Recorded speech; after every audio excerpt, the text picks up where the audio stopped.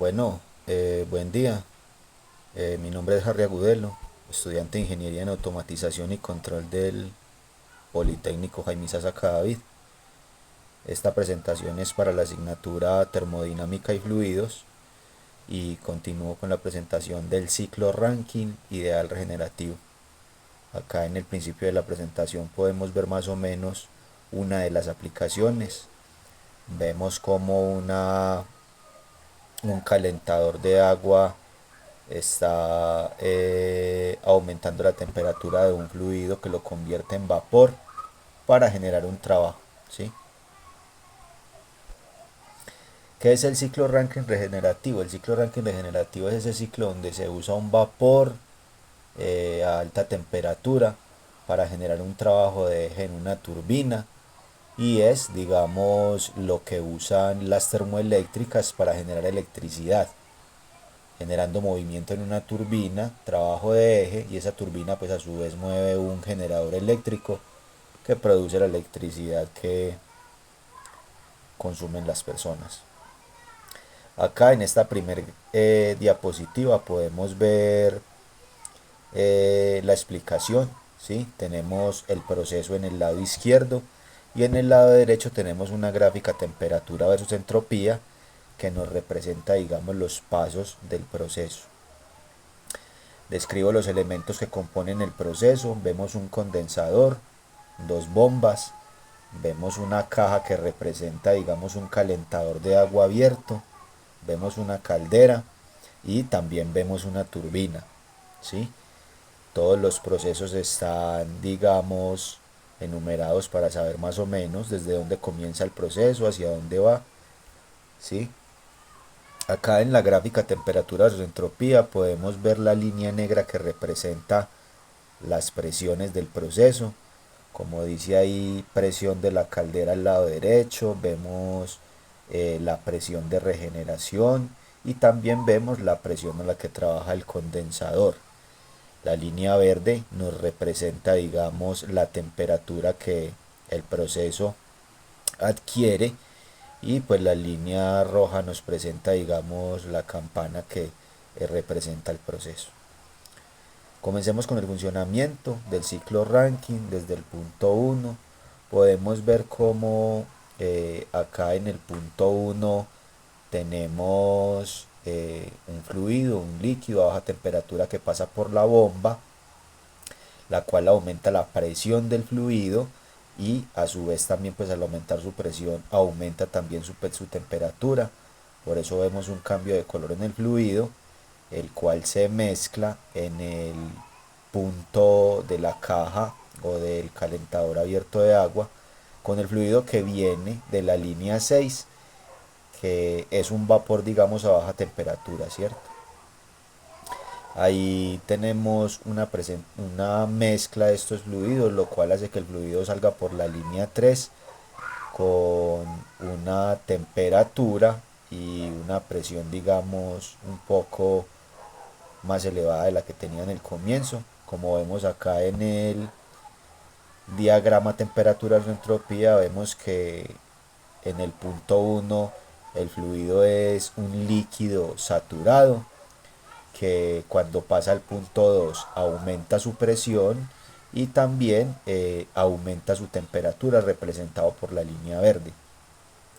Vemos como del punto 2 al punto 3 este fluido pasa de ser un líquido comprimido a ser un líquido saturado nuevamente, y del punto 3 al punto 4 pasa a ser otra vez un líquido comprimido con un poco más de temperatura y con un poco más de presión, ¿sí?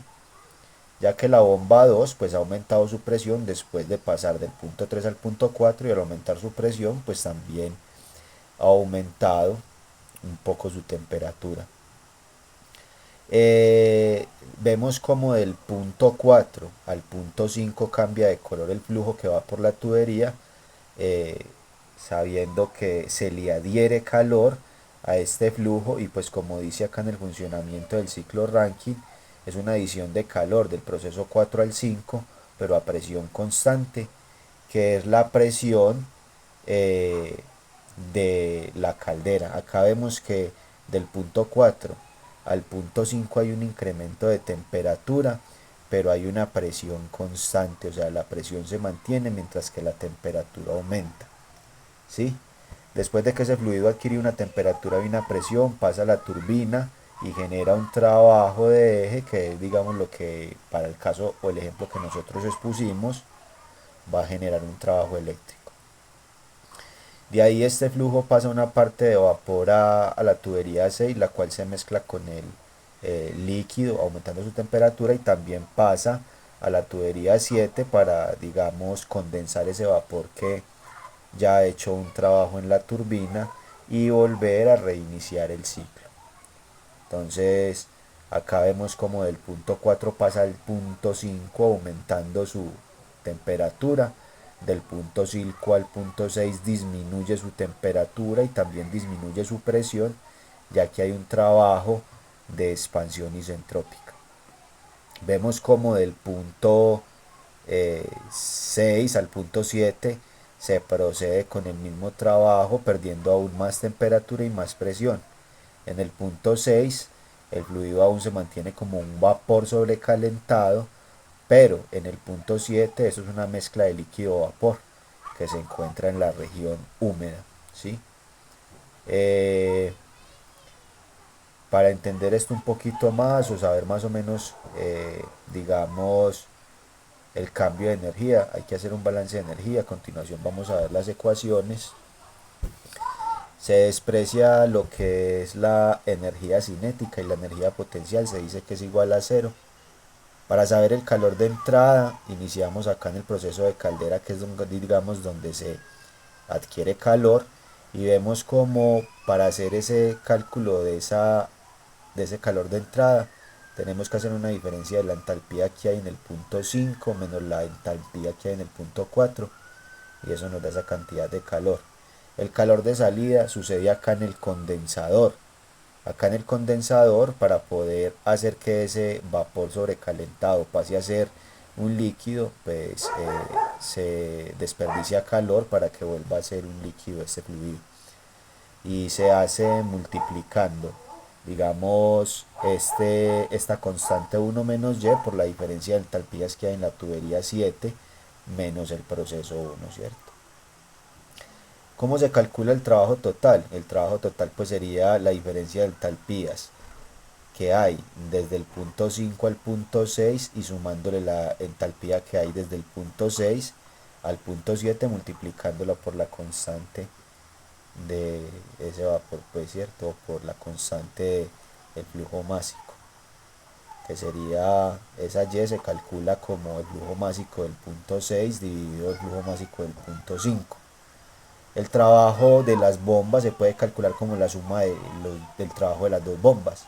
O también se podría decir que es la constante, pues, multiplicando la diferencia de entalpías de la bomba 1 y la diferencia de entalpías de la bomba 2, ¿cierto?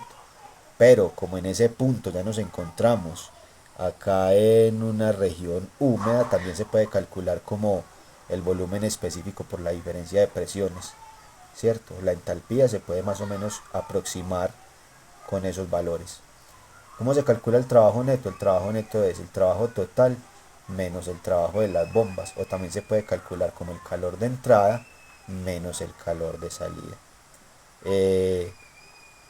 Este proceso se puede también mirar en un video en YouTube, que el canal se llama Nacho Soluciones, y el proceso sería el ciclo Rankine regenerativo. El hombre explica ahí todos los procesos, inclusive tiene ejercicios y soluciona, digamos, todo este proceso que hemos evaluado en este caso. No siendo más, muchas gracias y hasta luego.